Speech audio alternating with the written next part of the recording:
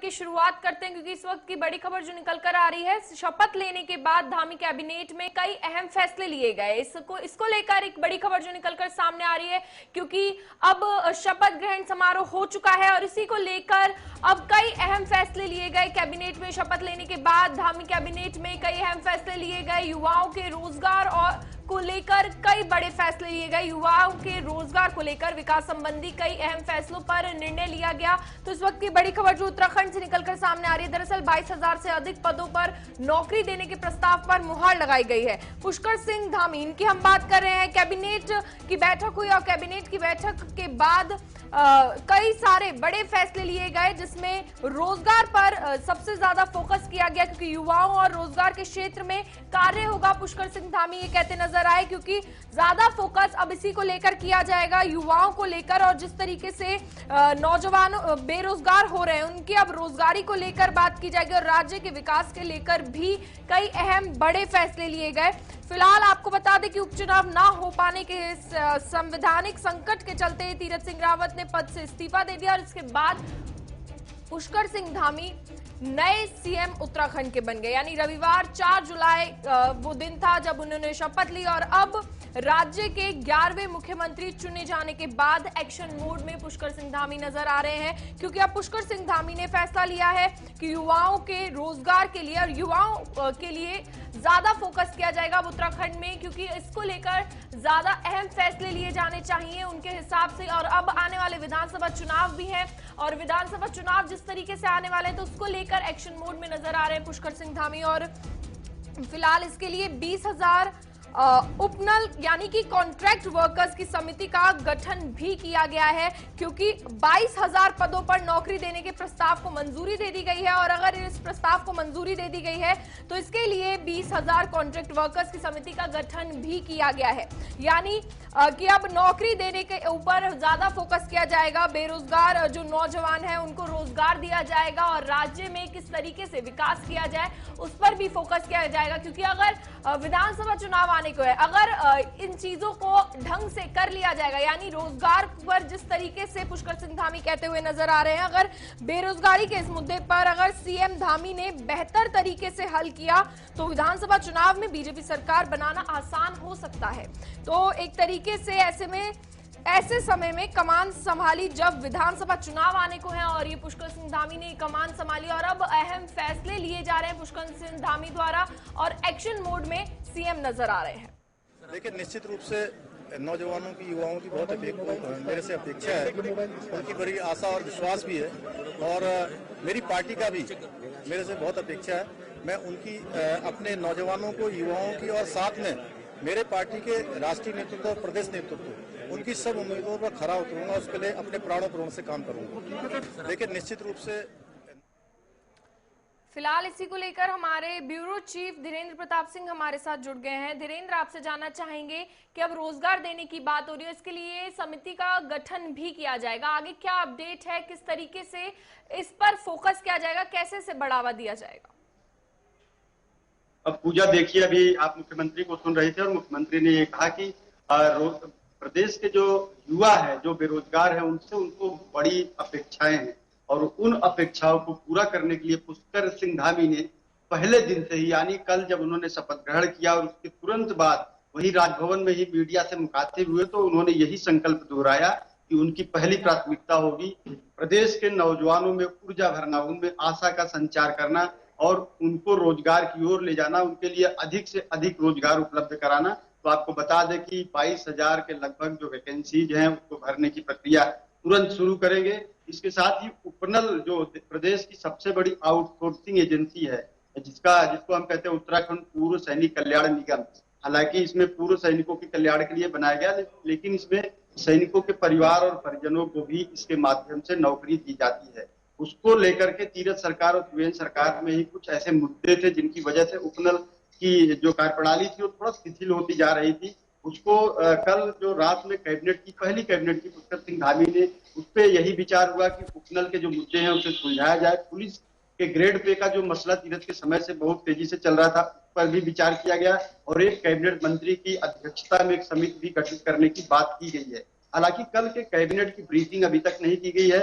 जो उत्तराखंड के कैबिनेट मंत्री है सुबोध उनियाल, उन्होंने कहा कि कुछ फैसलों पे विचार हुआ है, चर्चा हुई है और शायद आज इस मामले में कुछ ब्रीफ करे सरकार तो पता चलेगा कि कल के कैबिनेट में क्या क्या होगा। लेकिन आप अभी मुख्यमंत्री को सुन रहे थे, मुख्यमंत्री ने ये कहा है कि प्रदेश के युवाओं और बेरोजगारों को उनसे खास अपेक्षा है और उसके लिए वो त्वरित काम करेंगे। इसके साथ ही जो शीर्ष नेतृत्व और प्रदेश नेतृत्व की भी बात की, शीर्ष नेतृत्व या प्रदेश नेतृत्व किसी भी पार्टी का हो उसकी यही अपेक्षा होती है कि उनका प्रतिनिधि, उनका जो मुख्यमंत्री है वो जनता की अपेक्षाओं पे खरा उतरे।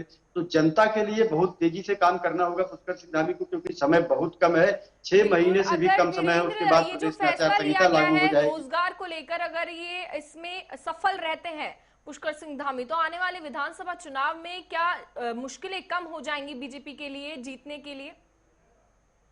पूजा देखिए, मुश्किलें एक नहीं है, चुनावी मुश्किलें बहुत सारी होती हैं और सबसे बड़ी जो मुश्किल सामने है वो 5 साल का एंटी इनकम्बेंसी फैक्टर होता है किसी भी सरकार के सामने, वो बीजेपी सरकार के सामने भी है।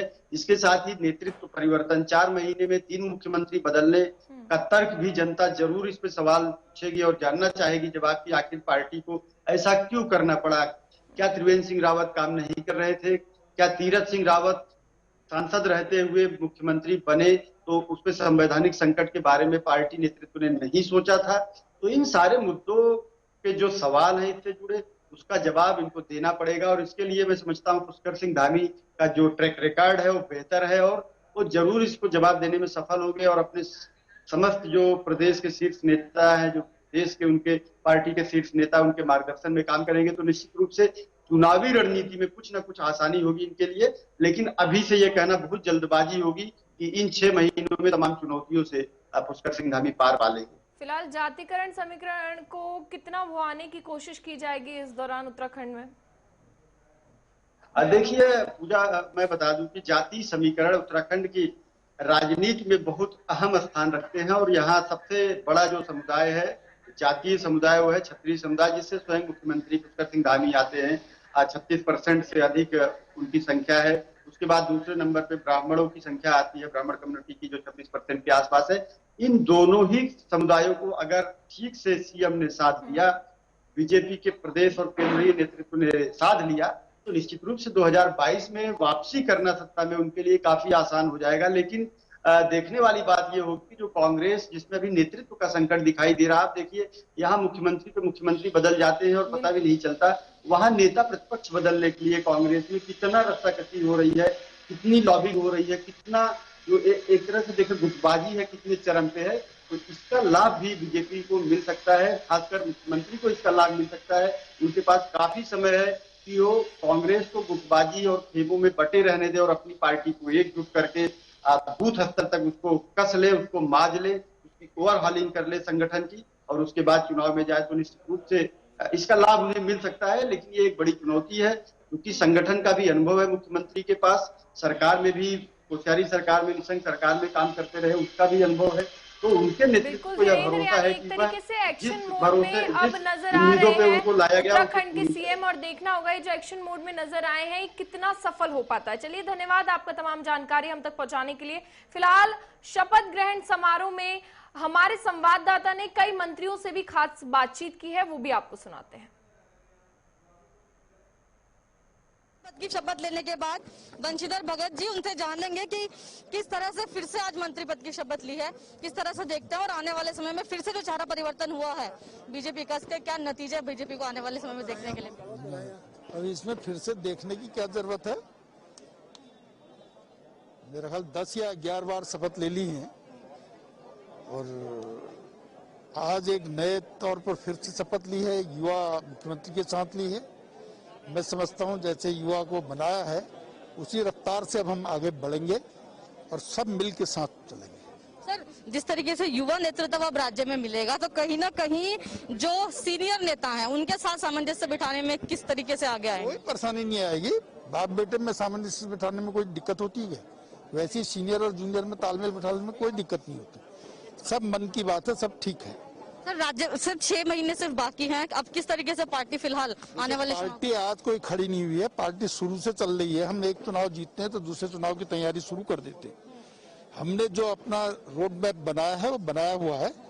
मुख्यमंत्री का चेहरा बदला है, बाकी पार्टी रीति नीति सिद्धांत सब वही।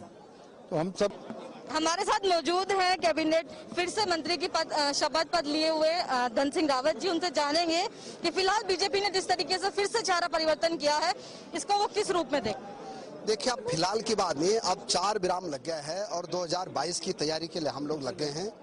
और पुष्कर सिंह धामी जी हमारे युवा नेता हैं, मेरे छोटे भाई हैं, युवा मोर्चा के वो अध्यक्ष रहे हैं, हमारे पार्टी के उपाध्यक्ष रहे हैं और 2022 में उनके नेतृत्व में हम पूर्ण बहुमत की सरकार बनाने वाले हैं। सर, ये बात सामने आई थी कि जिस तरीके से 45 साल के युवा मुख्यमंत्री राज्य को मिले हैं, तो कहीं ना कहीं उनको जो सीनियर नेता हैं उनके साथ सामंजस्य बिठाने में दिक्कत का सामना करना। देखिए, ऐसा होता है कि जितने हमारे सीनियर मंत्री हैं उनके अनुभव का लाभ माननीय पुष्कर धामी जी को मिलेगा और मैं कह सकता हूं कि हमारी सरकार 2022 में फिर हम रिपीट करेंगे। क्या कहना चाहेंगे, किस तरीके से फिलहाल दोबारा से जिस तरीके से चेहरा परिवर्तित हुआ है, क्या फायदा मिलेगा बीजेपी को आने वाले समय? देखिए, हम सब लोग जानते हैं कि एक संवैधानिक बाध्यता थी और चुनाव आयोग की जिस प्रकार से कहना था कि कोरोना के कारण जो है हम लोग चुनाव नहीं करा सकते हैं, जिसके कारण से हमें फिर से जो है हमें माननीय मुख्यमंत्री जी के रूप में हमें पुष्कर सिंह धामी जी के रूप में हमें माननीय मुख्यमंत्री मिले हैं। आज बड़ी खुशी की बात है कि एक नए युवक को जो है मौका मिला है और उत्तराखंड भी युवा की गिनती में ही आता है और मुझे लगता है कि आज पूरी कैबिनेट ने शपथ ली है और मुझे लगता है कि युवा के मार्गदर्शन में आगे बढ़ेगा और युवा भी अपने वरिष्ठ लोगों का मार्गदर्शन लेता रहेगा। तो चलिए फिलहाल आगे बढ़ते हैं, अब बात कोरोना की करेंगे क्योंकि उत्तराखंड में कोरोना की रफ्तार जो है कम होती नजर आ रही है। दरअसल उत्तराखंड में कोरोना के मामले कम हो रहे हैं, इसलिए कोरोना की रफ्तार उत्तराखंड में कम होती नजर आ रही है। 3.5 महीने बाद एक दिन में सबसे कम 78 संक्रमित मिले हैं और आपको बता दें 2 की मौत भी हुई है। इस दौरान 1800 से कम एक्टिव केस उत्तराखंड में सामने आए हैं। कोरोना के मामले में प्रशासन पूरी नजर रख रहा है, इसीलिए अब उत्तराखंड में कोरोना की जो रफ्तार है वो धीमी पड़ती नजर आ रही है। अगर बात करें रविवार की, तो रविवार को कोरोना के 78 नए मरीज सामने आए हैं, जबकि एम्स ऋषिकेश में 2 मरीजों की मौत हुई है, यानी 2 मौत भी हुई है। जो एम्स ऋषिकेश का आंकड़ा आपको बता रहे हैं, वहां पर 2 मरीजों की मौत हुई है और अलग अलग जनपदों में 144 मरीज स्वस्थ भी हुए हैं। यानी आप देख सकते हैं जिस तरीके से कोरोना के मामले अब उत्तराखंड में कम होते नजर आ रहे हैं, अब रफ्तार जो है उत्तराखंड में कोरोना की कम होती नजर आ रही है। फिलहाल 3.5 महीने बाद एक दिन में सबसे कम संक्रमित उत्तराखंड में देखे गए हैं। उत्तराखंड सरकार जिस तरीके से एक्शन मोड में नजर आ रही है, तो उसको लेकर अब कोरोना के मामले भी कम होते नजर आ रहे हैं। रियायतें भी उत्तराखंड में कई तरह की दी गई, लेकिन जैसे बात अगर हम 4 धाम यात्रा की करें तो वो उत्तराखंड में जारी करने के लिए मना कर दिया गया, क्योंकि अभी अगर 4 धाम यात्रा को शुरू किया जाएगा तो फिर से उत्तराखंड में कोरोना के मामले बढ़ सकते हैं। तो उसी को लेकर सरकार एक्शन मोड में भी नजर आ रही है। फिलहाल प्रदेश में अगर हम फंगस की बात करें तो फंगस का भी एक नया मामला सामने आया है, लेकिन कोरोना के मामले उत्तराखंड में कम होते नजर आ रहे हैं। यानी एक तरीके से तीसरी लहर के लिए भी सरकार एक्शन मोड में नजर आ रही है और उसके लिए भी काफी ज्यादा तैयारियां कर ली गई हैं, क्योंकि अगर 4 धाम यात्रा को शुरू नहीं किया गया है तो ये भी एक तरीके से तीसरी लहर में सावधानी बरतने को लेकर ही कहा जा सकता है, क्योंकि तीसरी लहर आने को है। अगर ऐसे में 4 धाम यात्रा शुरू हो जाती है तो फिर काफी ज्यादा दिक्कतों का सामना करना पड़ सकता है, क्योंकि तीसरी लहर ज्यादा भयानक है ऐसा माना जा रहा है और सबसे ज्यादा भयानक वो बच्चों के लिए कही जा रही है। फिलहाल वैक्सीनेशन की प्रक्रिया में भी उत्तराखंड में इजाफा हो रहा है और वैक्सीनेशन की प्रक्रिया भी तेजी से उत्तराखंड में बढ़ रही है। फिलहाल इसी को लेकर हमारे साथ हमारे संवाददाता धनराज जुड़ गए हैं। धनराज, उत्तराखंड में कोरोना के मामले अब कम हो रहे हैं, क्या एक्शन मोड में सरकार नजर आ रही है? आपसे ये जानना चाहेंगे वैक्सीन की जो प्रक्रिया है उत्तराखंड में किस तरीके से उसमें इजाफा हो रहा है, क्या कुछ हो रहा है उत्तराखंड में?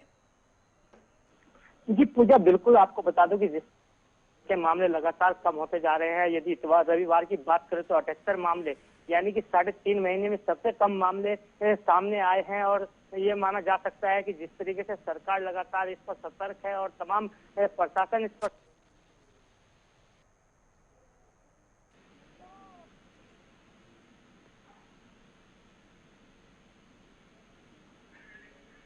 जी पूजा। धनराज, आपको आवाज आ रही है हमारी? जी बिल्कुल। हाँ जी, आपसे जानना चाहेंगे, चलिए कोरोना के मामले तो कम हो रहे हैं, लेकिन ब्लैक फंगस का एक मामला आज भी उत्तराखंड में सामने आया है, तो उसको लेकर सरकार कितनी तैयारियां कर रही है, क्या हालात है ब्लैक फंगस को लेकर उत्तराखंड में? जी बिल्कुल पूजा, यदि बात की जाए ब्लैक फंगस की, तो ब्लैक फंगस का एक मामला नया सामने आया है, तो कहीं ना कहीं एक खतरा जरूर मंडरा रहा है उत्तराखंड के ऊपर कि कहीं ब्लैक फंगस के मामले बढ़ न जाए, जिसको लेकर लगातार सरकार भी सतर्क थी।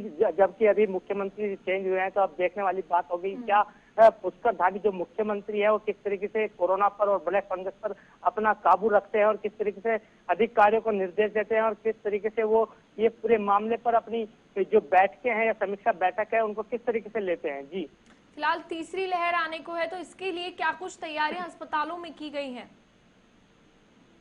जी पूजा, बिल्कुल जिस तरीके से माना जा रहा है कि तीसरी लहर आने वाली है और तमाम ये वैज्ञानिक जो हैं और डॉक्टर हैं उनका साफ तौर पे यही कहना है कि जो तीसरी लहर आएगी तो कहीं ना कहीं बच्चों को ज्यादा प्रभावित करेगी, जिसको लेकर लगातार प्रशासन सतर्क है, सरकार सतर्क है। यदि मुख्यमंत्री तीरथ सिंह रावत की बात करें तो अभी उन्होंने इस्तीफा दिया है और वो पूर्व मुख्यमंत्री हो चुके हैं और अब नए मुख्यमंत्री राज्य को मिल चुके हैं। अब देखने वाली बात होगी कि क्या तीसरी लहर के लिए किस तरह की तैयारी नए मुख्यमंत्री करते हैं। हालांकि अभी कहा जा रहा है कि जिस तरीके से अस्पतालों की बात करें तो अस्पतालों में तमाम तरह की व्यवस्थाएं की गई हैं तीसरी लहर को लेकर। और वहीं आपको बता दें कि जिस तरीके से मुख्यमंत्री तीरथ सिंह रावत थे, उन्होंने साफ तौर पर यह भी कहा था कि यदि आवश्यकता पड़ेगी तो वो अपने आवास को भी जनता के लिए समर्पित कर देंगे। तो अब देखने वाली बात होगी कि जो नए मुख्यमंत्री बने हैं तो क्या वो भी जो सीएम आवास है उसको भी जनता के लिए समर्पित करेंगे या फिर वो कोई और व्यवस्था उसके लिए बनाते हैं। जी फिलहाल उत्तराखंड में क्या डोर टू डोर वैक्सीनेशन की जो प्रक्रिया है वो हो रही है? अगर नहीं हो रही है तो अब जो नए सीएम बने हैं क्या उनके आने से ये शुरू हो सकती है? जी बिल्कुल पूजा, यह अंदेशा यही लगाया जा रहा है कि जब नए सीएम उत्तराखंड को मिले हैं, युवा एक सीएम है और कहीं ना कहीं युवाओं को उसका फायदा जरूर मिलेगा और कहीं ना कहीं जो कोरोना के मामले हैं उसको भी कम करने में वो लगातार अपनी ऊर्जा जरूर व्यस्त करेंगे। और जिस तरीके से वैक्सीन की बात की जाए, यदि तीरथ सिंह रावत के समय की बात की जाए तो लगातार पूरे शहर में वैक्सीनेशन का कार्य किया जा रहा था, अलग अलग सेंटर बनाए गए थे। लेकिन अब देखने वाली बात होगी कि क्या डोर टू डोर जो वैक्सीन का काम है वो किया जाएगा। जिस तरीके से देखा जाए कि पहाड़ी क्षेत्र जो है या फिर ग्रामीण क्षेत्र हैं उनमें वैक्सीनेशन का कार्य नहीं हो पाता क्योंकि सेंटर काफी दूर होते हैं, लोग वहां तक नहीं पहुंच पाते हैं। तो कहीं ना कहीं उसके लिए डोर टू डोर वैक्सीनेशन लगाने की जरूरत है। अब देखने वाली बात यही होगी क्या नए मुख्यमंत्री के निर्देशन में ये सब कार्य किया जाएगा या नहीं किया जाएगा। जी चलिए, धन्यवाद आपका तमाम जानकारी हम तक पहुंचाने के लिए। फिलहाल आगे बढ़ते हैं, अब बात मौसम की करेंगे क्योंकि उत्तराखंड में मौसम का मिजाज भी एक तरीके से बदल रहा है और मौसम विभाग ने अलर्ट जारी किया है उत्तराखंड में, क्योंकि जिस तरीके से मौसम बदल रहा है कई जिलों के लिए ऑरेंज अलर्ट जारी कर दिया गया है उत्तराखंड में। तो इस वक्त की बड़ी खबर जो निकलकर सामने आ रही है, देहरादून में 7 जुलाई तक बारिश का पूर्व अनुमान जताया गया है। उत्तराखंड में उमस भरी गर्मी से लोगों को राहत मिल सकती है क्योंकि गर्मी काफी ज्यादा बढ़ चुकी है। अब उसको लेकर ऑरेंज अलर्ट जारी कर दिया गया है उत्तराखंड में और भारी बारिश होने की संभावना है। फिलहाल उत्तराखंड से इस वक्त की बड़ी खबर जो मौसम को लेकर आपको बता रहे हैं, मौसम विभाग ने अलर्ट जारी किया है। पहले भी उत्तराखंड में मौसम विभाग ने अलर्ट जारी किया था कि भारी बारिश होने की संभावना है। चाहे बागेश्वर हो, बागेश्वर की बात करें वहां पर भी भारी बारिश होने की संभावना जताई जा रही थी और उत्तराखंड में तकरीबन अब बारिश होने की संभावना है क्योंकि गर्मी बहुत ज्यादा बढ़ रही है। गर्मी से लोगों को निजात मिल पाएगा। फिलहाल मौसम वैज्ञानिकों ने अगले 24 घंटे के भीतर पर्वतीय इलाकों में हल्की बारिश होने की संभावना जताई है। उनका कहना है कि अगले 24 घंटे में चाहे देहरादून हो या देहरादून के आसपास के इलाकों में तेज हवा के साथ बारिश होने की संभावना है। तो इस वक्त की बड़ी खबर जो निकलकर सामने आ रही, क्योंकि उमस भरी गर्मी है और गर्मी से अब राहत मिल सकती है और राहत तभी मिल पाएगी जब बारिश होगी। तो उसको लेकर भी बारिश होने की संभावना अब उत्तराखंड में जताई जा रही है। अगले 24 घंटे में बारिश हो सकती है। उसके लिए अब सरकार अलर्ट मोड पर नजर आ रही है क्योंकि जब बारिश होती है तो हमने देखा है उत्तराखंड एक ऐसी जगह है जहां पर पहाड़ी इलाके हैं तो रास्ते काफी ज्यादा जाम हो जाते हैं। फिलहाल इसी को लेकर हमारे साथ हमारे संवाददाता विशाखा चौधरी जुड़ गई है। विशाखा, आपसे जानना चाहेंगे, देहरादून और आसपास के इलाकों में तेज हवा के साथ बारिश होने की संभावना जताई जा रही है, तो क्या कुछ तैयारियां उसको लेकर की गई हैं और उसके साथ ही देहरादून के अलावा कहां पर भारी बारिश होने की संभावना जताई गई है? विशाखा जी बिल्कुल पूजा, जिस तरीके से फिलहाल उत्तराखंड में चाहे वो राजधानी देहरादून की बात हो, बीते कई दिनों से भारी गर्मी जो है वो लोगों को परेशान कर रही थी, जिसके बाद कल शाम से ही देहरादून में खासकर बारिश हो रही है, जिससे कहीं ना कहीं लोगों को राहत मिली है। और जिस तरीके से उत्तराखंड की सियासत की गर्मी के बाद नए मुख्यमंत्री के तौर पर उत्तराखंड को मुख्यमंत्री मिले हैं, ठीक वैसे ही मौसम ने भी करवट बदली है और एक उमसती हुई गर्मी के बाद राज्य में अब राहत देखने को मिली है। राजधानी देहरादून में फिलहाल उमस भरी गर्मी से राहत है। और अगर बात करें मौसम विभाग के अलर्ट की, तो जाहिर तौर पर जैसा आपने कहा, अगले 2 दिनों के लिए मौसम विभाग ने भारी अलर्ट जारी किया है। कई जगहों पर ऑरेंज अलर्ट है, कहीं पर येलो अलर्ट है। और जिस तरीके से हम बात करें भारी बारिश की, तो लगभग जो 5 से लेके 8 तारीख तक लगातार बारिश होने के जो संकेत है वो मौसम विभाग के वैज्ञानिकों के द्वारा दिए गए हैं। और जाहिर तौर पर चाहे वो पिथौरागढ़ है, रुद्रप्रयाग है, बागेश्वर है, चमोली है या देहरादून है और नैनीताल, इन सभी जगहों पर फिलहाल मौसम विभाग के वैज्ञानिकों ने ऑरेंज अलर्ट जारी किया है। या अन्य जो मैदानी इलाके हैं वहां पर भी मौसम विभाग के वैज्ञानिकों का कहना है कि बारिश के संकेत है और आगामी 3 से 4 दिनों में भारी बारिश राज्य में देखने को मिल सकती है। विशाखा, कई इलाकों में जल भराव होने के कारण जाम हो गया है, सड़कें जाम हो गई है, तो उनको पुलिसकर्मी किस तरीके से खुलवा रहे हैं? जाम को लेकर क्या जद्दोजहद करनी पड़ रही है? जी बिल्कुल, देखिए जिस तरीके से फिलहाल भारी बारिश के चलते सड़कों की जो खस्ता हाल है वो देखने को मिलती है। जगह जगहों पर जहां पर पानी की निकासी की व्यवस्था नहीं है वहां पर पानी भराव भी होता है। जल भराव की समस्या से लोगों को जूझना पड़ता है। या जो मलिन बस्तियां हैं जहां पर गरीब तबके के लोग रहते हैं, जाहिर तौर पर ऐसे लोगों को जब इस मानसूनी बारिश का सामना करना पड़ता है तो ऐसे लोगों के लिए कहीं ना कहीं मुश्किल होती है। और पहाड़ पर रहने वाले जितने लोग हैं उनको जाहिर तौर पर इस मानसूनी बारिश से एक आफत से कम उनके लिए नहीं होती। जिस तरीके से पहाड़ी इलाकों के लिए, जाहिर तौर पर पहाड़ी जनता के लिए ये जो बारिश है वो आफत लेकर आती है। कई आपदाओं से उन्हें गुजरना पड़ता है। और जल भराव की जैसे आपने बात की, जाहिर तौर पर मैदानी इलाकों में ऐसी जल भराव की समस्याएं भी उत्पन्न होती है। कई जगहों पर कई दुर्घटनाएं भी हमारे सामने आती है कि वो बारिश की वजह से, जल भराव की वजह से। जी फिलहाल नदियों के पास के जो घर मकान हैं उनके लोगों को शिफ्ट कर लिया गया है, क्योंकि अगर भारी बारिश होती है तो वहां से उन्हें शिफ्ट करना सबसे ज्यादा जरूरी होगा। क्योंकि उत्तराखंड एक ऐसी जगह है जहां पर काफी ज्यादा प्रलय आ जाती है जब बारिश इतनी होती है, तो उसको लेकर क्या वहां पर कुछ शिफ्ट किया गया है लोगों को? तो देखिए जिस तरीके से पिछले 1 हफ्ते से तो फिलहाल यहाँ पर कोई ऐसी खास बारिश देखने के लिए नहीं मिली थी। लेकिन 1 हफ्ते पहले जिस तरीके से अलकनंदा और मंदाकिनी नदी का जो जलस्तर है वो काफी बड़ा हुआ था, उसके बाद प्रशासन ने जाहिर तौर पर इन तटवर्ती इलाकों के लिए अलर्ट जारी किया था। ऐसे लोगों को शिफ्ट कराने का काम भी, जहां पर ज्यादा डेंजर जोन है या जो ज्यादा आपदा ग्रसित क्षेत्र है, जहां पर आए दिन आपदाएं आती रहती है, वहां पर ऐसे लोगों को मानसून आने से पहले ही अलर्ट कर दिया जाता है। और ऐसी जगहों पर भी उनको शिफ्ट किया जाता है कि जहां पर खासकर इन 3 से 4 महीनों के लिए जब बारिश का समय होता है, तो ऐसे समय पर इन लोगों को कहीं शिफ्ट किया जाए। या फिर जितनी भी जो कोशिश है वो प्रशासन के द्वारा की जाती है। और जाहिर तौर पर पहाड़ी जो लोग हैं उनके लिए यह मानसूनी बारिश कई तरीके की परेशानियां लेकर आती है। जिस तरीके से आपने तटवर्ती इलाकों की बात की है, तो इन नदी के किनारे जितने भी, चाहे वो अलकनंदा नदी है, मंदाकिनी नदी है या गंगा के किनारे जो लोग रहते हैं, झोपड़ियां बनाकर जो लोग रहते हैं, जाहिर तौर पर ऐसे लोगों के लिए प्रशासन ने अलर्ट भी जारी किया है और उन्हें वहां से शिफ्ट कराने के जो निर्देश है वो भी दिए गए हैं। जिनके पास कोई साधन नहीं है उन्हें जाहिर तौर पर जो टीमें हैं वो शिफ्ट करा धन्यवाद विशाखा तमाम जानकारी हम तक पहुंचाने के लिए। यानी अब उमस भरी गर्मी से लोगों को राहत मिल सकती है, क्योंकि मौसम विभाग ने भारी बारिश को लेकर अलर्ट जारी कर दिया है। फिलहाल खबरों के इस बुलेटिन में इतना ही। और खबरों के लिए गुलिस्तान न्यूज के साथ बने रहिए। नमस्कार।